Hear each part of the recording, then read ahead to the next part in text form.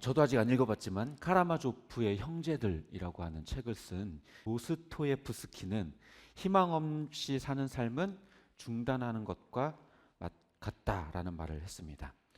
또 로마의 철학자 키케로라고 하는 사람도 삶이 있는 한 희망은 있다라고 하는 말을 남겼다고 합니다. 이 밖에도 희망에 대한 명언은요, 셀 수 없을 만큼 굉장히 많더라고요. 제가 찾아보니까. 그만큼 인간에게 소망이라고 하는 것은 굉장히 중요한 것입니다. 아무리 힘든 상황 속에서라도 희망을 가진 사람은 어떻게든 살아갈 힘을 얻게 되지만, 소망을 잃은 사람은 아무리 넉넉한 상황이라도 살아갈 힘을 잃어버리게 되죠.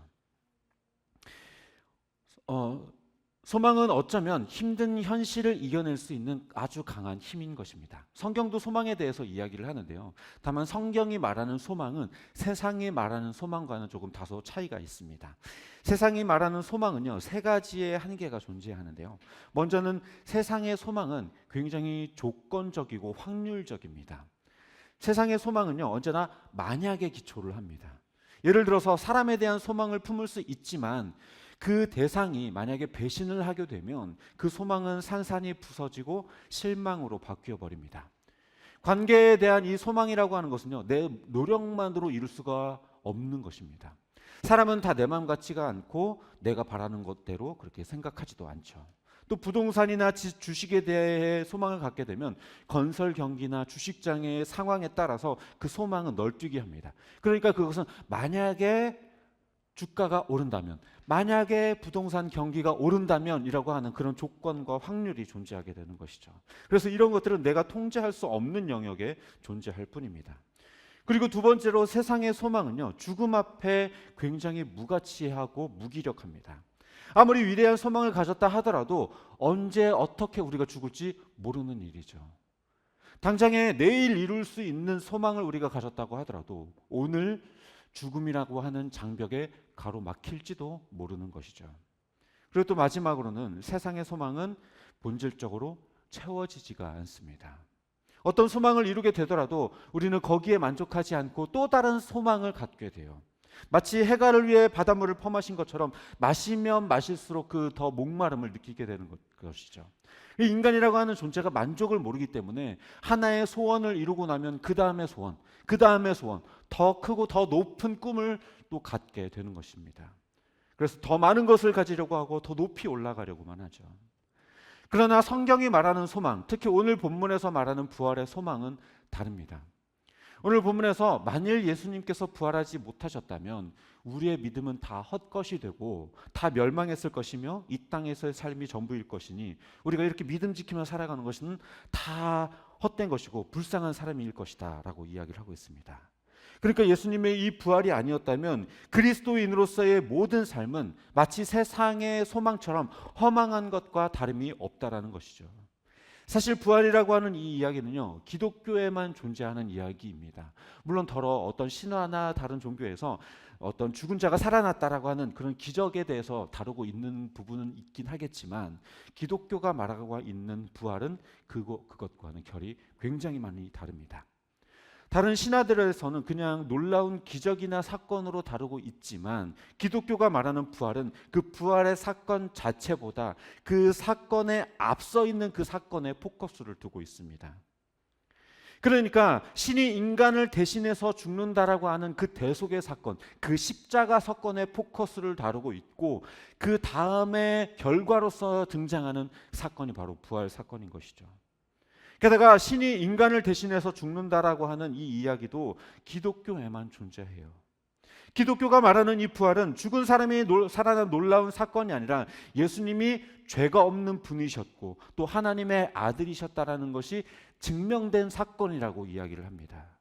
만일 예수님께서 부활하지 못하셨다면 예수님께서 우리의 죄를 대신 짊어지시고 십자가에 죽으셨다라는 것은 그것은 가짜가 되고 거짓이 되는 겁니다.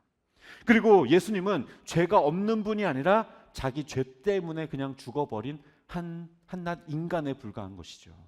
그러나 그분이 부활하심으로써 예수님이 죄가 없다라는 것과 그리고 죽음이 그분을 집어삼킬 수 없다라는 것을 보여주시고 또 그분이 우리들의 죄를 짊어지시고 그 죄를 다 죄값을 치르셨다라는 것을 보여주는 것, 그것이 증명된 사건이 바로 부활이라고 하는 것입니다.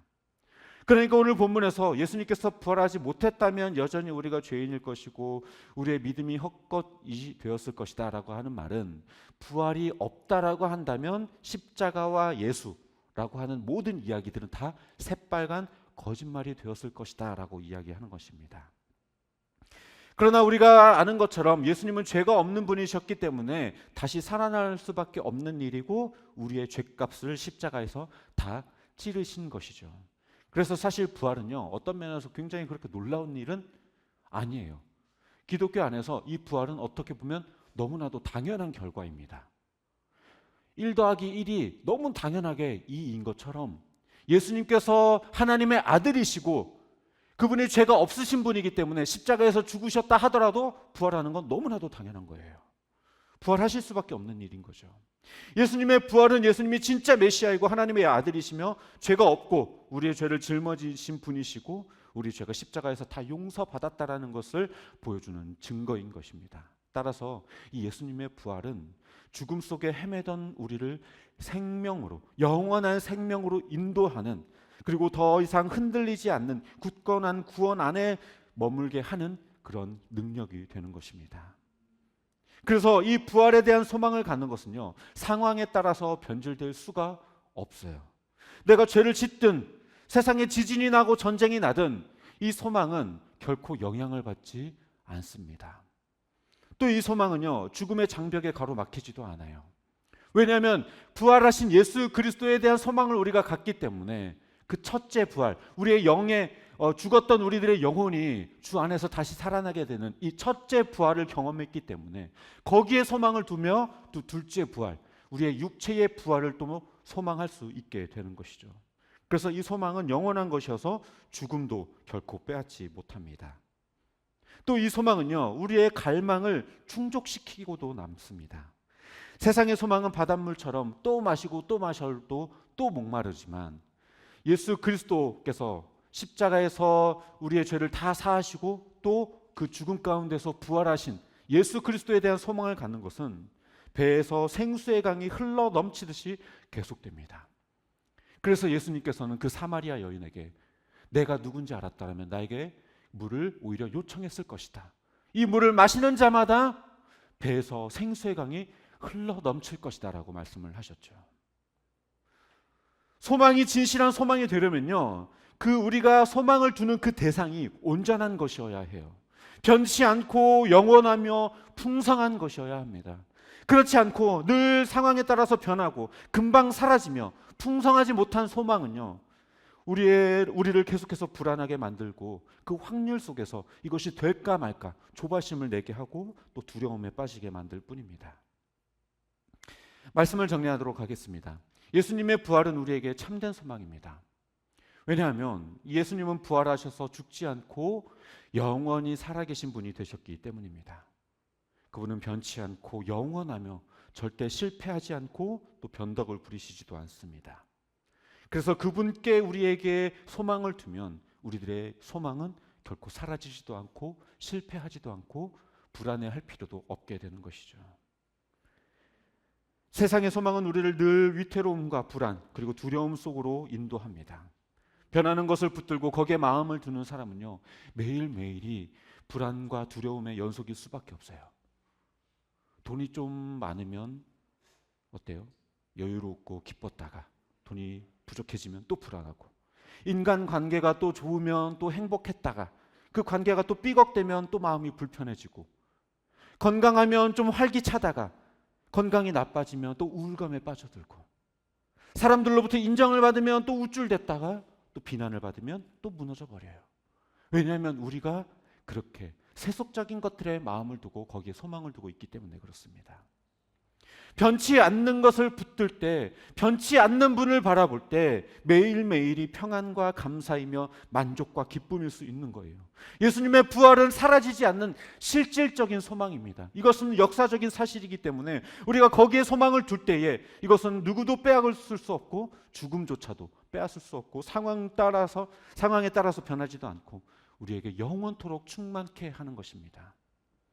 예수님께서 부활의 첫 열매가 되어주셔서 죽음이 우리를 멸망시킬 수 없게 되었고, 이 땅에서의 삶이 조금 버거워도 주를 만나게 될 그 기쁨으로 충만케 되게, 그렇게 풍요하게 우리를 인도하고 계시는 것입니다.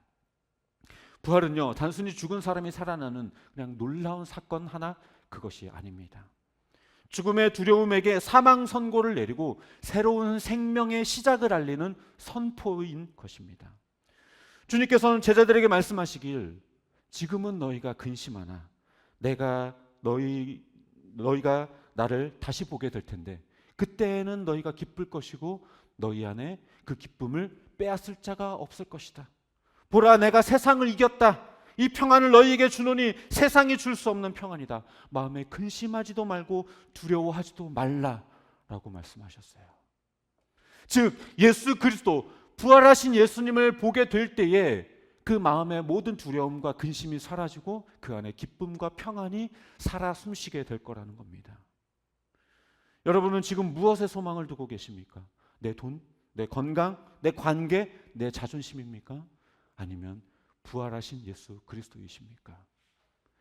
살아나서 영원토록 우리와 함께 하시는 예수 그리스도께, 그 부활하신 예수 그리스도께 우리에게 소망을 두면 그 배에서 생수의 강이 흘러 넘침과 같이 우리 안에 기쁨과 평안이 넘칠 줄 믿습니다.